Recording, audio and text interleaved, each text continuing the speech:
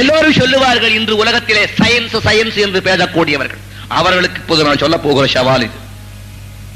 எங்கேயோ மவுண்ட் கைலாசில திருக்குளத்திலே அமர்ந்தவர் தென்னகத்திலே தஞ்சை மாவட்டத்திலே திருவையாறுல அடுத்த கணம் வந்து எழுந்தாரே, இது முடியுமா?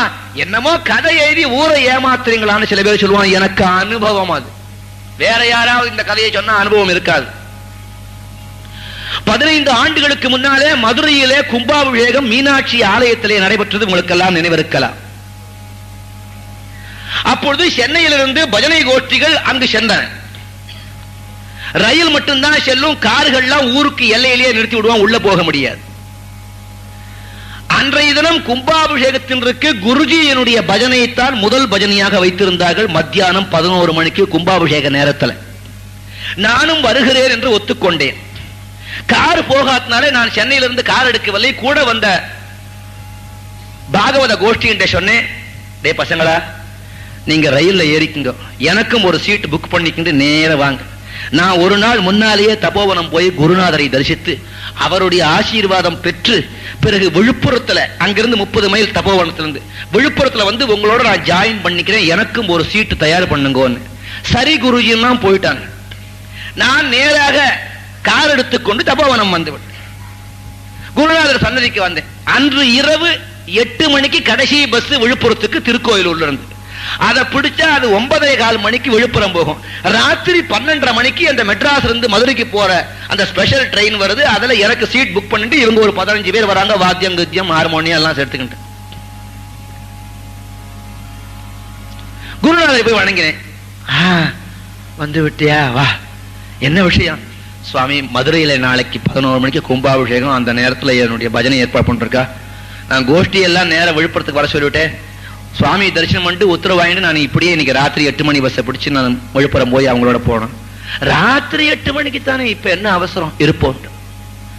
சரி, ஸ்நானம் செய்து விட்டு அனுஷ்டானங்களை முடித்தேன்.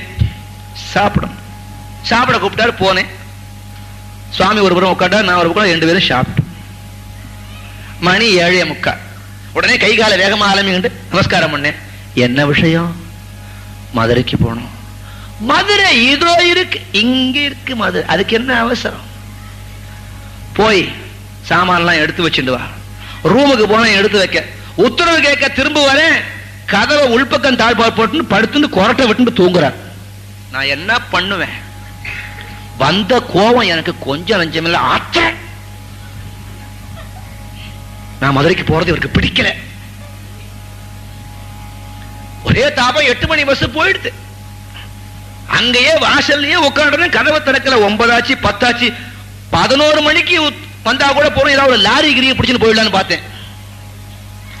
வெடிகாலம் 5 மணிக்கு எழுந்து வந்தார். என்ன, மதுரைக்கு போகலையா? எனக்கு எப்படி இருக்கும்? பல்ல கடிச்சுட்டு என்ன பண்றது? குருநாதர் ஒண்ணும் பண்ண முடியாது. அவர் சிரிச்சுட்டு, மதுரைக்கு போகலையே, சரி இருப்போம். தூக்க கலக்கம் வேற, போகலை என்ற துக்கம் வேற. ஏன்னா பெரிய விழா அங்க நமக்கு மேடை போட்டு ஏற்பாடு பண்ணிருக்கான். சுவாமி ஹரிதாஸ்கிரி பஜனே, எல்லா பெருமையும் போயிடுது. பெருமைக்கு ஆசைப்பட்டேன் நானும். நான் மட்டும் விட்டவனா, ஏமாந்தவனா? அதனால தான் அனுபவத்தினால உங்கள்கிட்ட சொல்றேன், ஜாகிரதையா இருங்கோ. நான் என்னவோ படிச்சு சொல்ல, எல்லாமே அனுபவத்துல சொல்றேன். நம்ம பஜனை கும்பல் அப்படின்ற ஒரு பெருமை, அந்த ஈகோயிசம், ஆணவம். போக முடியலங்கிறதுனால கோபம், தாபம். 5 மணிக்கு காபி கொடுத்தா சாப்பிட்டு போய் நமஸ்காரம் பண்ண. நான் மெட்ராஸ் போலான் இருக்கேன். சென்னையில என்ன விசேஷம்? மதுரைக்கு போகணும், போக முடியல. நான் சென்னைக்காவது போறேன். உனக்கு ஏதுடா வீடு வாசல்? உன்னுடைய வீடு வாசல்லாம் இதுதானே, இங்கேயே இரு. இல்ல எனக்கு பிடிக்கல, கோபம். சுந்தரமூர்த்தி தியாகேஷன்ட கோவிச்சுண்ட மாதிரி கோவிச்சுண்ட. நான் மெட்ராஸ் போறேன். மெட்ராஸுக்கு இப்போ பஸ் இருக்கோ? இல்ல நான் கார்ல தான் வந்திருக்கேன், கார்ல போறேன். சரி புறப்படுவோம். போனேன், கார் ஸ்டார்ட் பண்ணேன். ஸ்டார்ட் ஆகல. ஒரு மாதிரியா தள்ளினேன். பின்னால 2 டயர் பட்டார்னு வெட்டுச்சு. புது டயர் வேணுமானா விழுப்புரம் போனோம். முதல் நாளே போக முடியல, இப்ப போக முடிய போறது. வைத்தறிச்சல். நான் போட்டுக்கு இஷ்டமில்ல, டயரை வெடிச்சு விட்டார். சுவாமியை பார்க்கவே இஷ்டமில்ல, மொட்டை மாடியில போய் கோவமா உட்காந்துட்டேன் ஒரு பக்கம். ஏன்னா அந்த கோஷ்டி கும்பல் இந்த பெருமையெல்லாம் போயிடுத்த, மாலை போடுவா, பொண்ணோட சாத்துவா, எவ்வளவு பெருமை, போட்டோ எடுப்பான், பத்திரிகைக்காரன் வருவான், இப்படி எடுப்பான் அப்படி எடுப்பான், போஸ் எல்லாம் கொடுக்கலாம், இவ்வளவு ஆசைப்பட்டேன் நான். எல்லாம் போச்சே. 10:30 மணி இருக்கும். இந்த வேலைக்காரன் வந்தான், சாமி உங்களை பெரிய சாமி கூப்பிடுறது. எந்திரா கூப்பிடணும், வேற யாரை கூப்பிட சொல்லு. இல்ல சாமி உங்களை தான் கூப்பிடுது. இருந்தாலும் உள்ளூர குருநாதனாச்சு அந்த பாசம் பயம், போகலன்னா அது வேற ஏதாவது ஆயிட போறதுன்னு பயம். உள்ள போற 10:55. என்ன கோபம் அப்படின்னா, ஒண்ணுமில்ல, எனக்கு ஒரு கோபம் இல்லை. சிரிச்சார். 11 மணிக்கு உங்க கும்பாபிஷேகம், இது வேற நையாண்டி வேற. சொரிகிறார், என்ன கின்றார், நிமின்றார், கிள்றார், பிராண்டார். 11 மணிக்கு ஆமா, குலுங்கி குலுங்கி சிரிக்கிறார். அந்த வேடிக்கையை பார்க்கணும். அடுத்த ஆளை கேலி பண்ணி சிரிக்கிற அழகு அவர் என்றதான் பார்க்கணும், வேற யாரையும் பார்க்க முடியும். இப்ப அந்த பாக்கியம் யாருக்கு கிடைக்கும்? மறைந்து விட்டார் உடலினாலே. 11 மணிக்கு ஆமா, அப்போ நாம மதுரைக்கு போலாமா? ஏன்னா எனக்கு குருநாதரை பத்தி நான் தெரிஞ்சுக்கவே முடியாமையே வாழ்ந்த முட்டாள் நான் மதுரைக்கு போல, மெட்ராஸுக்கு போறேன். சரி போவோம். ஒரு பழம் எடுத்த, இந்த பிரசாதம், புறப்படு. அந்த வேகத்துல கோபத்துல நமஸ்காரம் கூட பண்ண மறந்து போயிட்டேன்.